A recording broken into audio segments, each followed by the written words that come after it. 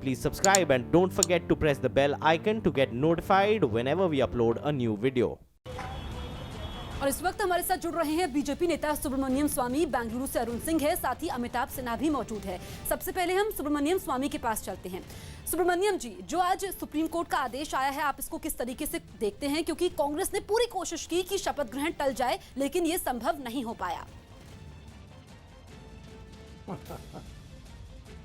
हाँ, कांग्रेस हार गई, बिल्कुल हार गई। अब तो खेल खत्म हो गया। अब तो सिर्फ ये सुप्रीम कोर्ट जजमेंट देगी जिसमें गवर्नर की रोल क्या है, ये सारी के एक अधिकृत और एक निर्णायक जजमेंट देगी, परंतु हमारे खिलाफ नहीं होगी।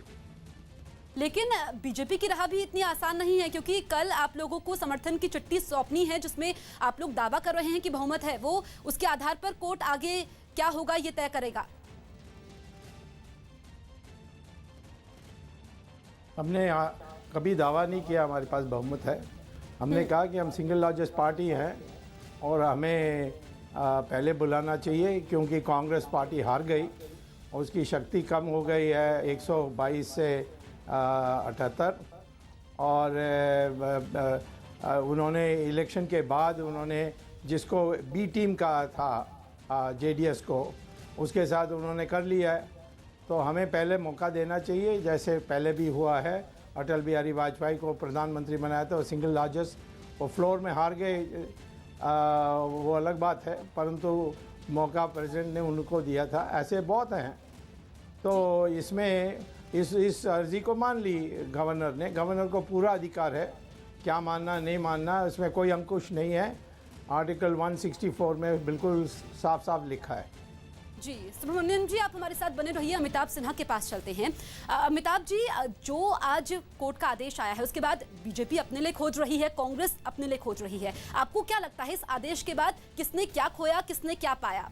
देखिए, खोया पाया की बात नहीं है। एक चीज़ तो साफ है कि शपथ ग्रहण हो रहा है और बीजेपी को बहुमत साबित करने का मौका मिल रहा है और गवर्नर को दस्तावेज जमा करने हैं बहुमत साबित करने के।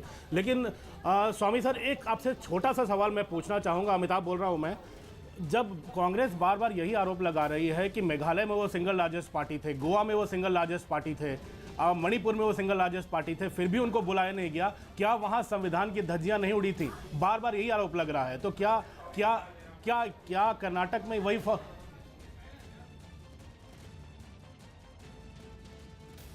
तो ये सवाल बार बार कांग्रेस उठा रही है। लेकिन कम से कम अब मामला सुप्रीम कोर्ट से निकलकर अब वापस कर्नाटक की विधानसभा तक चला गया है। जाहिर है बीजेपी वहां सिंगल लार्जेस्ट पार्टी थी और बीजेपी लगातार यही कहती आ रही है कि जनता का मैंडेट सरकार के खिलाफ है। सरकार जिसके मुख्यमंत्री एक सीट हार गए, सरकार जिसके 16 मंत्री हार गए, वो कांग्रेस पार्टी जो 78 विधायकों पर सिमट के रह गई है। ऐसे में सिंगल लार्जेस्ट पार्टी होने के नाते जनता का मैंडेट बीजेपी के साथ है। बीजेपी का बार बार यही कहना है और सिंगल लार्जेस्ट पार्टी होने के नाते उनको बुलाया जाना चाहिए बहुमत के लिए, बहुमत साबित करने के लिए, और यही काम गवर्नर ने किया है। और जहां तक 3 राज्यों में सिंगल लार्जेस्ट पार्टी कांग्रेस थी, इस पर भी बीजेपी बार बार यही दलील दे रही है। पहला उनका यह कहना है कि इन तीनों राज्यों में कांग्रेस ने सरकार बनाने का दावा पेश नहीं किया था। बीजेपी ने अपने पोस्ट इलेक्टोरल अलायंस को स्टिच किया, एक साथ तमाम दलों और विधायकों को जोड़ा। उसके बाद बीजेपी ने कांग्रेस के पहले सरकार बनाने का दावा ठोका था इन 3 राज्यों में, गोवा, मेघालय और मणिपुर में। अब जहां तक कर्नाटक की बात है, बीजेपी के हाथ में भी 8 विधायक उनके पास कम है और अब बीजेपी को यहीं पर दिखाना है कि कैसे वो 8 विधायक मैनेज करती है। उन्हें 24 घंटे में सुप्रीम कोर्ट में भी दस्तावेज जमा कराने हैं, तो अभी चैलेंजिंग काम है। लेकिन अभी राजनीति में 24 घंटे काफ़ी होते हैं इधर से उधर करने के लिए। तो मुख्यमंत्री पद की शपथ ले रहे हैं, अब से कुछ देर बाद वो गद्दी पर बैठ भी जाएंगे, लेकिन असली परीक्षा कल कोर्ट में होनी है जब समर्थन की चिट्ठी सौंपनी है। अगर आप सरकारिया अगर आप बम्बई केस में जजमेंट की बात करें तो जो भी मुख्यमंत्री शपथ ले लेता है उन्हें floor of the house majority prove करने की बात होती है, वो बम्बई जजमेंट की बात है। और जहां तक पुंछी कमीशन की रिपोर्ट है 2010 की, जस्टिस पुंछी कमीशन की, पुंछी कमीशन भी यही कहता है कि प्री पोल अलायंस अगर किसी पार्टी का है उसे बुलाया जाना चाहिए। उसमें दूसरा नंबर है उस ऐसे विधायक को मुख्यमंत्री पद के लिए इन्वाइट करना चाहिए जो सिंगल लार्जेस्ट पार्टी का हो, ये भी वहां पर है। तो जाहिर तौर पर ऐसे में गवर्नर ने यह फैसला लिया है और कल बीजेपी के वकील अगर कोर्ट में आएंगे तो यही कोर्ट को कहेंगे कि ये फ्लोर ऑफ द हाउस होना चाहिए। ये चुने गए मुख्यमंत्री हैं, उन्हें फ्लोर ऑफ द हाउस अपनी ताकत दिखाने का मौका मिलना चाहिए, बहुमत साबित करने का मौका मिलना चाहिए। जी बिल्कुल। और ये मैं आपको बता दूं कि अमिताभ जी, अभी राहुल गांधी ने ट्वीट भी किया है और उन्होंने लिखा है कि this morning while the BJP celebrates it's hollow victory, India will मोर्न the defeat of democracy.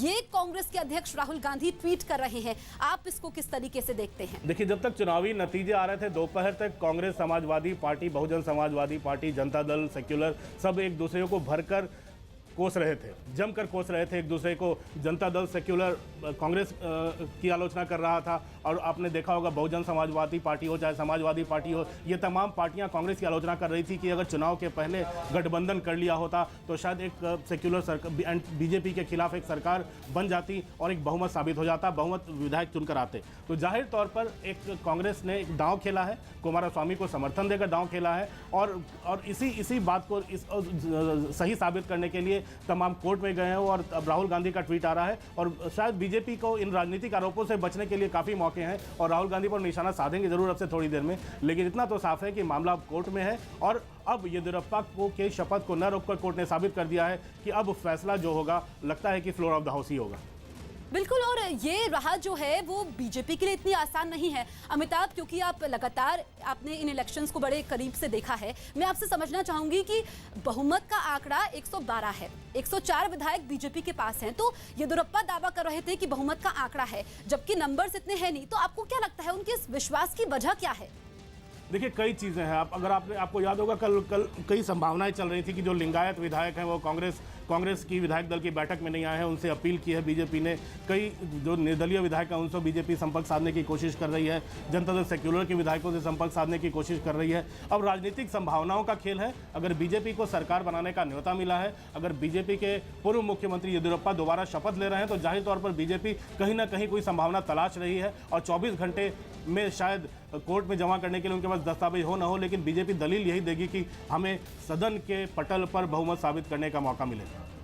बिल्कुल। और अगर हम राहुल गांधी की बात करें, क्योंकि उनके अध्यक्ष बनने के बाद ये पहला बड़ा चुनाव था और ये जो नतीजे आए हैं उनके अध्यक्ष बनने के बाद, इसको आप किस तरीके से देखते हैं?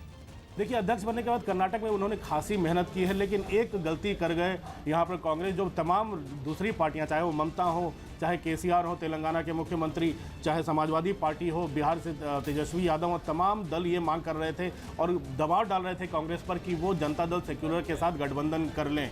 लेकिन सिद्धरामैया ने, जो मुख्यमंत्री थे, उन्होंने शायद आला कमान को कन्विंस कर दिया, आश्वस्त कर दिया कि अकेले दम पर कांग्रेस सरकार में आएगी। और यही कारण है कि आला कमान ने पहले सिद्धरामैया को आगे रख के पूरी लड़ाई लड़ी है। राहुल गांधी ने स्टार कैंपेनर भरे ही रहे हो, लेकिन सिद्धरामैया जो मुख्यमंत्री थे वो उनके नंबर 1 लीडर थे और वही उनके नंबर 1 रणनीतिकार थे। तो जाहिर तौर पर ये उनकी रणनीति काम नहीं आई है। वो खुद सिद्धरामैया एक सीट हार गए, उनके 16 मंत्री हार गए। तो एक चीज़ तो साफ है कि ये सरकार के खिलाफ मैंडेट था, क्योंकि कांग्रेस 78 तक सिमट गई। हाँ, 78 एक अच्छी संख्या है कांग्रेस के लिए, लेकिन एक चीज कांग्रेस की अपने वोट बैंक पर सेंध नहीं लगी है।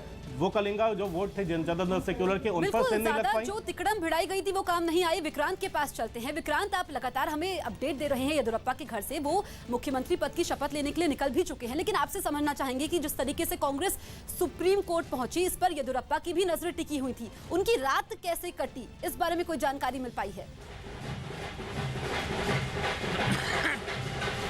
देखिए, निश्चित तौर पर तनाव तो उनके ऊपर भी है, क्योंकि राज्यसभा में विपक्ष के नेता गुलाम नबी आजाद जी हमारे साथ हैं। गुलाम नबी आजाद साहब, मैं आपसे एक बात समझना चाहता हूं।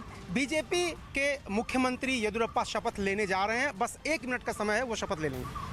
वो शपथ नहीं लेने जा रहे हैं, वो लोकतंत्र का मर्डर करने जा रहे हैं और गवर्नर साहब ने मर्डर करने की इजाज़त दी उनको।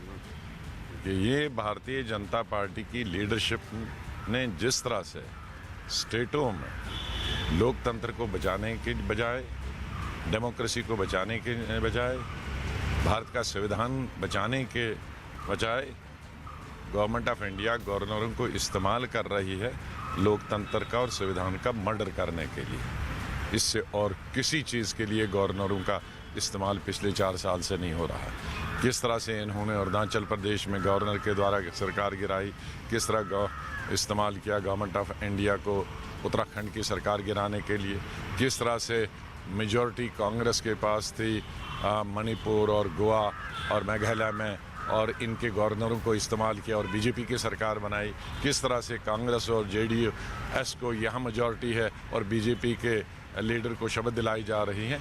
गवर्नमेंट ऑफ इंडिया गवर्नरों के हार्डकोर पार्टी के लोग इस्तेमाल किए हैं जो लोकतंत्र पे विश्वास नहीं करते हैं, डेमोक्रेसी पे विश्वास नहीं करते हैं, सिर्फ किस तरह से भारतीय जनता पार्टी को सत्ता में लाना है उसके लिए गवर्नर इस्तेमाल किए जा रहे हैं। बीजेपी के तमाम नेता ये दलील दे रहे हैं और ये तर्क दे रहे हैं कि कांग्रेस की सरकारों में, आप तो बहुत पुराने नेता हैं, इतने सालों 40 साल से ज़्यादा का राजनीतिक अनुभव है, वो कह रहे हैं कांग्रेस भी तो यही काम किया करती है। हमने कत्ल कभी डेमोक्रेसी का नहीं किया, ये तो दिन दहाड़े डाकुओं का काम करते हैं।